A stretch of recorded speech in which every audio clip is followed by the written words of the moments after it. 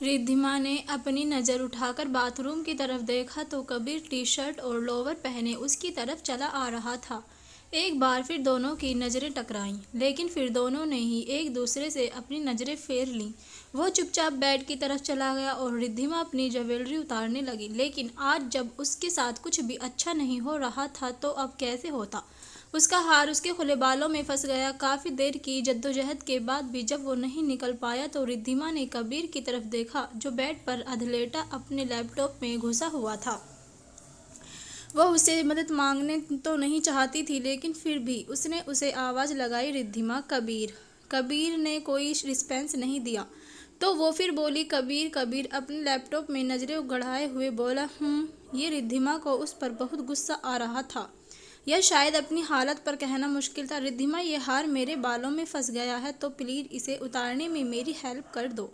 कबीर सवालिया नज़रों से उसे देखते हुए, मैं रिद्धिमा, यहाँ तुम्हारे अलावा कोई और है जो मैं उसे कहूँगी, प्लीज़ मेरी हेल्प कर दो, बहुत दर्द हो रहा है। कबीर रुंडली बोलते हुए, तुम खुद कर लो, क्योंकि मैं नहीं चाहता कि तुम फिर से ये बोलो कि मुझे तुम्हें छूने का कोई शौक़ है। रिद्धिमा अब थक चुकी थी तो वो बोली, रिद्धिमा गुस्से से, तो ठीक है, मैं तुम्हारी दादी जी के पास जा रही हूँ।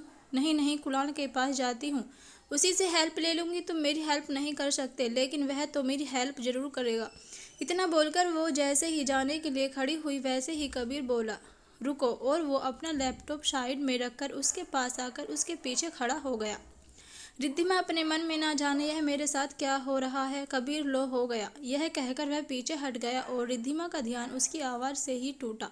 रिद्धिमा उसकी तरफ मुड़ गई और हल्के से मुस्कुरा दी। कबीर अपने मन में, कितनी बदतमीज़ लड़की है, एक थैंक यू भी नहीं बोला इसे। रिद्धिमा अपने मन में, थैंक यू, और वह भी इसे। फिर वह उसे देखते हुए बोली, क्या हुआ, तुम्हें क्या लगा कि मैं तुम्हें थैंक यू बोलूँगी? मुझसे ऐसी कोई उम्मीद मत रखना कबीर, मैं तुम्हारे जैसे बच्चों से कोई उम्मीद नहीं रखता। रिद्धिमा, बच्चा? बच्चा? हाँ, बच्चा कहा तुमने मुझे, मैं कोई बच्ची नहीं हूँ, समझे? फिर अपने मन में, 19 साल की हूँ मैं, और यह है कि मुझे बच्ची कह रहा है। मेरे कॉलेज के सारे लड़के मेरे पीछे पागल हैं, और यह है कि मुझे बच्ची कह रहा है। अगले 3 साल बाद मैं एक अच्छी खासी डॉक्टर बन जाऊंगी, और यह कह रहा है कि मैं बच्ची हूँ। पता नहीं खुद को समझता है खड़ूस कहीं का। यह कहकर वो उसकी तरफ नज़र घुमा कर देखती है तो वह बेड पर बैठकर फिर से अपने लैपटॉप में घुस चुका था। तो वो वही पड़े सोफे पर लेट जाती है और सोने की कोशिश करने लगती है, लेकिन थोड़ी देर बाद ही उसे एहसास होता है कि कोई है जो उसके पास खड़ा है। वह अचानक से अपनी आंखें खोलती देखती है, सामने कबीर खड़ा था। उसे अपने पास खड़ा देखकर एक बार को तो वह घबरा जाती है। रिद्धिमा, तुम क्या कर रहे हो यहाँ, वो भी इतनी रात को? कबीर अपने हाथों में पकड़े हुए कपड़े उसकी तरफ करते हुए बोला, यह लो कपड़े, मुझे पता है कि तुम इन कपड़ों में कंफर्टेबल नहीं हो। अब तुम्हारे कपड़े तो यहाँ है नहीं, इसलिए अगर तुम चाहो तो मेरे कपड़े चेंज कर सकती हो। थोड़े बड़े ज़रूर हैं, लेकिन आज की रात काम चला तो लो, सुबह तुम्हारा सामान आ जाएगा।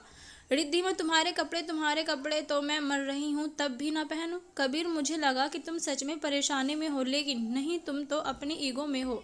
तुम्हें जो करना है वह करो, अगर कपड़े चेंज करने हैं तो तुम्हारी मर्जी, नहीं तो इन्हीं कपड़ों में सो जाओ। Good night.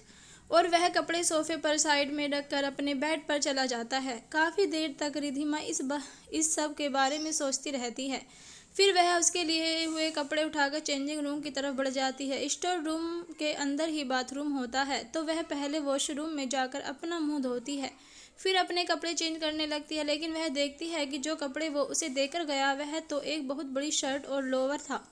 उसे उस पर बहुत गुस्सा आता है, लेकिन अब उसके पास कोई चॉइस भी नहीं थी, इसलिए वह उस शर्ट को पहन लेती है। और वह शर्ट इतनी बड़ी थी कि उसके हाथ तो उसकी बाजू में खो ही गई थी।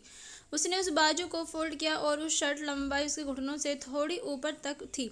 फिर वो जैसे ही पाजामा पहनने लगी, उसके दिमाग में एक ख्याल आया तो खुद ही बोली, मिस्टर कबीर कपूर, क्या कहा था तुमने?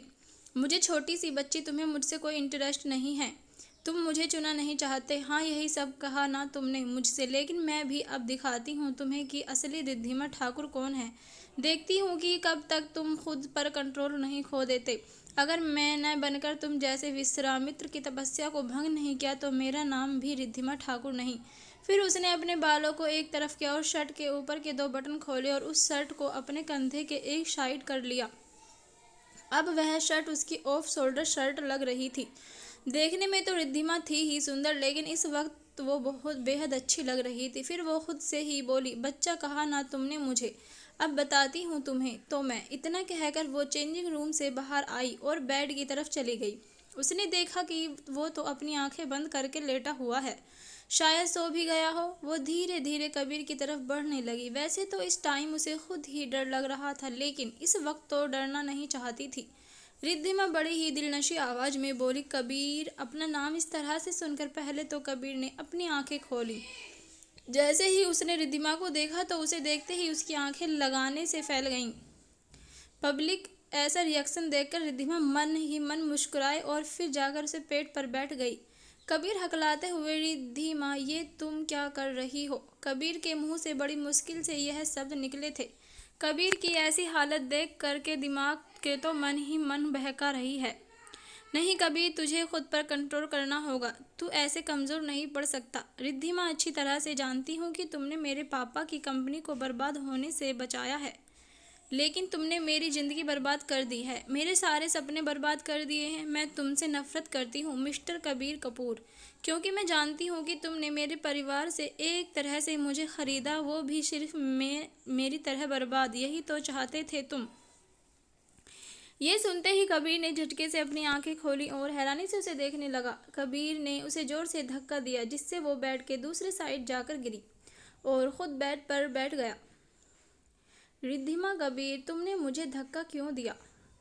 ओह, ये शरीफ इंसान की तरह बिहेव करना छोड़ो mister Kabir Kapoor. Business a great business. सुनकर कबीर का गुस्सा और बढ़ गया। वो बोला, शट अप रिद्धिमा, अपनी हद में रहो, अपनी बकवास बंद करो और जाकर सो जाओ। वैसे तो मुझे कोई फ़र्क नहीं पड़ता कि कोई मेरे बारे में क्या सोचता है और क्या नहीं, लेकिन फिर भी तुमसे कहना चाहूँगा कि जैसा तुम सोच रही हो वैसा तो बिल्कुल भी नहीं हूँ। ये कहकर वो बालकनी में चला गया और वहाँ पड़े काउच पर लेट गया और सोचने लगा, क्या सोचकर मैंने इस लड़की से शादी करने के लिए हाँ की थी, लेकिन कितना बोलती है, सिर में दर्द कर दिया। मेरे दादी माँ, आपको भी पूरी दुनिया में एक यही पागल लड़की मिली थी मेरे लिए। वो सच में अभी बहुत इम्प्यूच्योर है और इतनी छोटी उम्र में कौन शादीशुदा करता है। ओफो, क्या हो गया है मुझे? क्यों मैं उसके बारे में ही सोचे जा रहा हूँ? मुझे नींद की ज़रूरत है। ये सोचकर वो आंखें बंद करके लेट गया और जल्द ही नींद की आगोश में चला गया। इस तरफ रिद्धिमा अभी भी वैसी की वैसी ही खड़ी थी। उसकी आंखों में आंसू आ गए थे। उसे समझ नहीं आ रहा था कि क्या सही है और क्या गलत। क्या कबीर सच में ऐसा है या वो नाटक कर रहा है? जब उससे कोई जवाब नहीं मिला तो वो चुपचाप जाकर बेड पर लेट गई और जल्द ही उसकी आंखों नींद से बेझुल हो गईं और वो सो गई। खुद मेरी नई कहानी से जुड़ने के लिए आपका बहुत आभार। प्लीज़ अपना प्यार और कमेंट्स के जरिए ज़रूर दें। आगे देखेंगे कि क्या मोड़ लेगा इन दोनों का रिश्ता।